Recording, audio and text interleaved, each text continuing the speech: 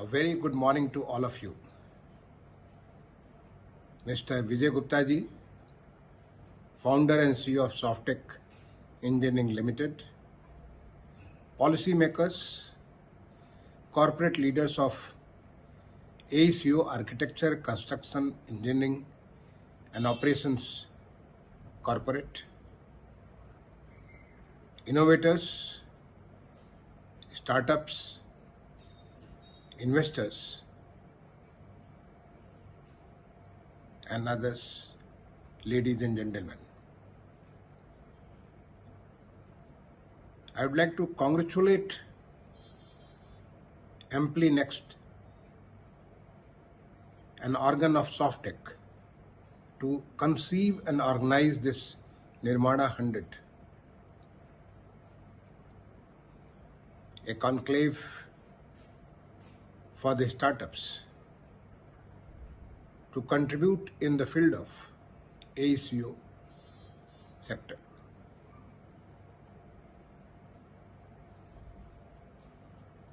Such an initiative is very essential for Viksit Bharat 2047, the vision of Honorable Prime Minister. The way country is progressing, the way every sector is moving very rapidly on the path of development and progress, it necessitates large-scale construction for the housing, for the industry, for the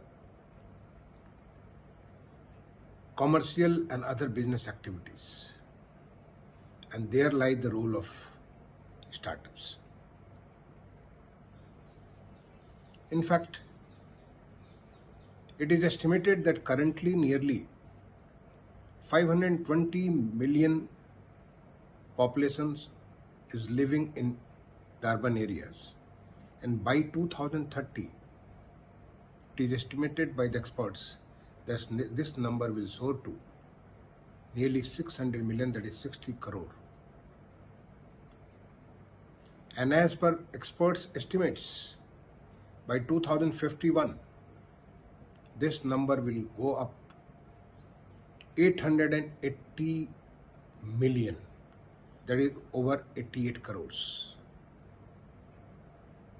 That means over 30 crore population is yet to get accommodated in the urban areas in the next 2.5 decades. And that's a massive task.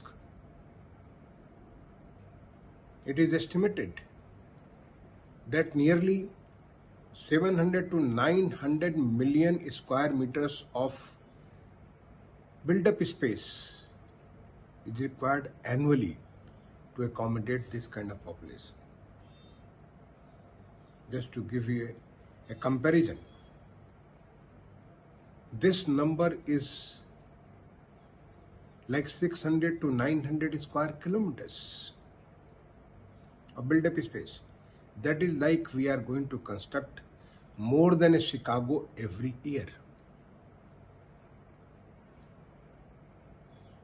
This will require the new cities to come up, the old cities to expand, and smaller cities to grow into the bigger cities. That India is urbanizing at the fastest pace, one of the fastest pace in the world. Its average growth is more than 2%, is around 2 to 3% based on the region.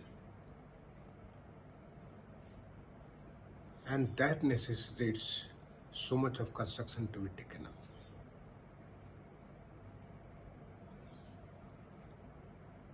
With the initiative of Honorable Prime Minister for Housing for All, nearly 1.18 crore houses have been sanctioned, and over 95 lakhs of them have already been constructed. Work is already on the rest of it. Also, under PMAY Urban 2.0, another 1 crore houses are to be sanctioned, and this is to be catered to the requirement of those who need affordable housing. A new process was started in the year 2021 post-COVID 2019. Affordable rental housing complexes, an initiative which was never been there in the earlier era. And now this is one of the verticals of the PMAY 2.2. This is also facilitated through the state's rental laws have been changed. The Government of India, when I was Secretary, Ministry of Housing and Urban Affairs, we provided a model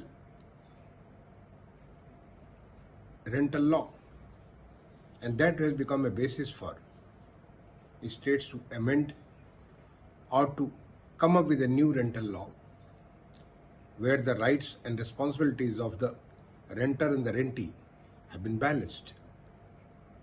Otherwise, earlier people were afraid to give their houses on renting. In fact, in 2011 census, over 1.1 crore houses were found to be vacant, when we required almost a similar order of housing required for our people who were either homeless or they had inadequate place of dwelling. But now with this new change in the law, this has become the fourth vertical of the PMAY 2.2. There is a big change in the regulation of the urban constructions, especially for the housing, through the RERA, and now that is showing the dividend. Across the country, the real estate has so much of respect for delivering what they promise, when they promise, and how much they promise. This is giving so much relief to the home buyers, which was not the case prior to 2017, when such a law was not there. Government of India thought of getting the best technologies, construction technologies in our country from across the globe. And we had a global housing technology challenge of 2019. We had some 52 different countries participated. And we selected 6 of them to construct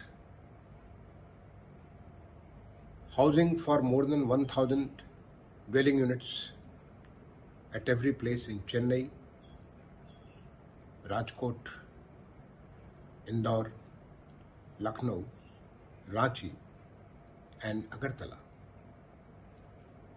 This has also initiated a new wave, a new kind of enthusiasm in getting new affordable technologies, where not only you cut down the cost, you cut down on the time, you make it more resilient construction, green construction, the better utilization of resources, etc. But is that enough? Obviously not. Still, real estate sector faces a lot of challenges in cost and time overruns. In government sector itself, I have a long experience for nearly 4 decades working in the state and the central government, ending at the level of the Chief Secretary of Uttar Pradesh. This itself, the time and cost overruns, is a huge burden on the state GDP or the central GDP.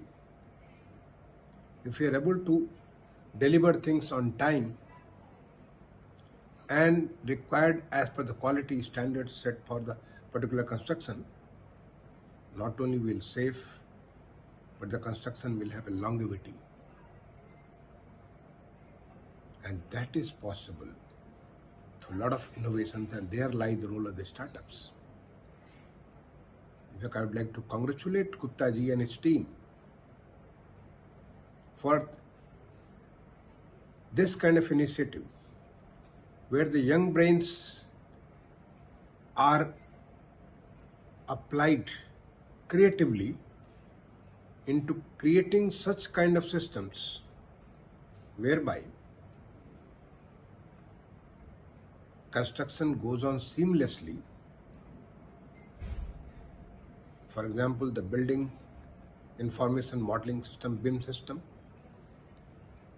or any such system where the whole of the project is managed. So whether the procurement of goods, procurement of services, delivery on time, checking on the quality of the product, all these aspects are taken care of.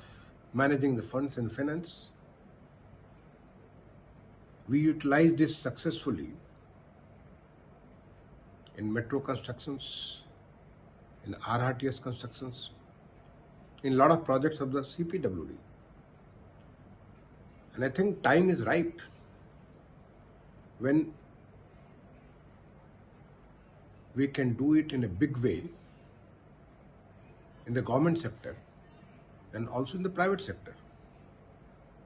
Large number of construction agencies are there who are helping the government as well as the private sector, who are taking the benefit of the opportunities being generated through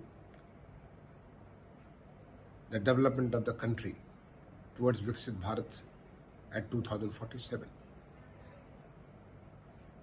So there, such knowledge, such kinds of new innovations will make things simpler, make the business much more productive, bring ease in doing things, like ease of doing business.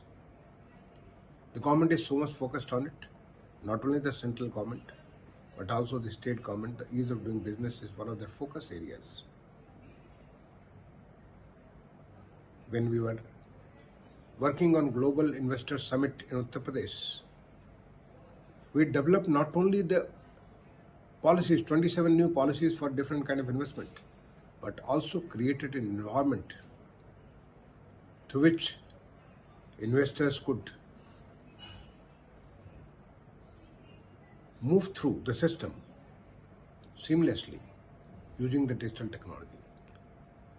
Today, with the advent of digital technology, artificial intelligence, machine learning, robotics, 3D technologies, or many others,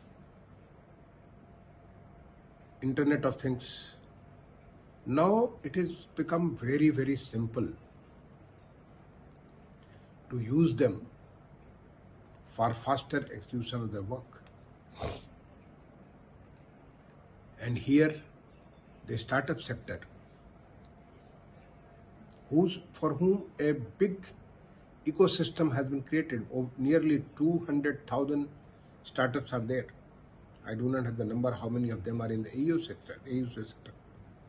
But sure enough, there will be large number of them, because this building and real estate is one of the major industries in the country. It impacts everybody, cuts across all the sectors. So for them, it's an opportunity. In fact, we started at 5 different places, 4 IITs and 1 central government organization, affordable sustainable housing initiatives, ASHA, India.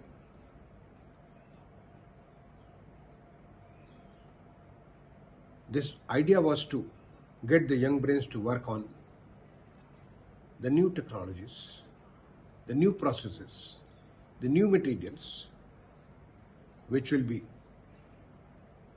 reduce the waste, improve the efficiency, make it more climate resilient, and give a better experience to the occupant of such dwellings, whether residential, commercial, industrial or business, whatever it is, institution.